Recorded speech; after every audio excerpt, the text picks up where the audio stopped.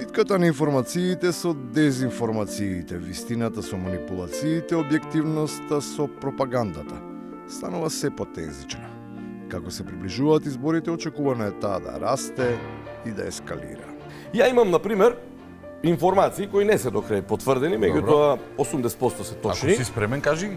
Информации дека веднаш после изборите ВМРО е спремно да го прифати рамката за преговори со Европскиот Сојуз. Јас имам информации дека Ковачевски се оперирал, бил жена пред 25 години.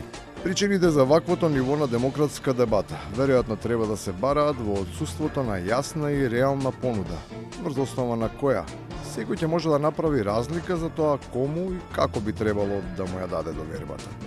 Впечаток е дека ништо не е сменето. Може би само чаршафите.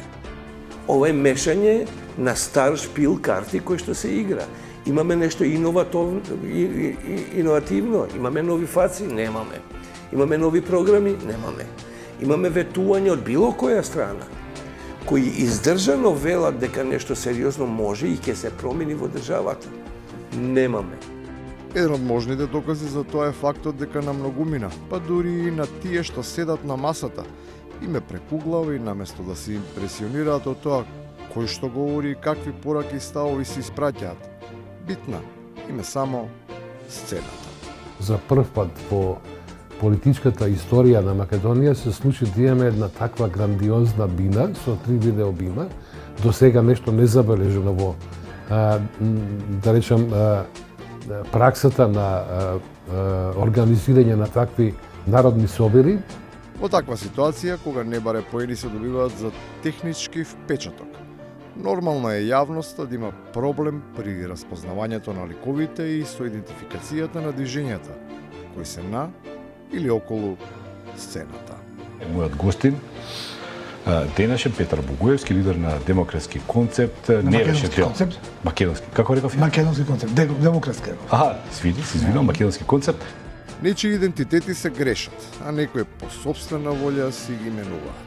Звучи невообичаено кога за политичка проституција и за отсуство на етика во тие односи зборува родоначалникот на тој бизнис. Која е логиката на ВМРО ДПМН кој помина 8 години опозиција, знам, и да кокетират со човек што беше носител на листа на СДСМ. Кој, каков морал е тоа? И на крајот, веројатно затоа и не треба да изненадува кадровската понуда, која е во продукција на политичките морални величини. Има квалитетни луѓе. Ја мислам дека 70% од раководството во ЦУК има завршено македонски јазик или педагошки факултет, и македонци и албанци. Среќа што јазикот не сме во проблем. Инаку, како што е криво насадено, во Институтот за македонски, веројатно со кризите, наместо јазичари и даскали, ке менаџираа безбедњаци и инженери. Ама квалитетни.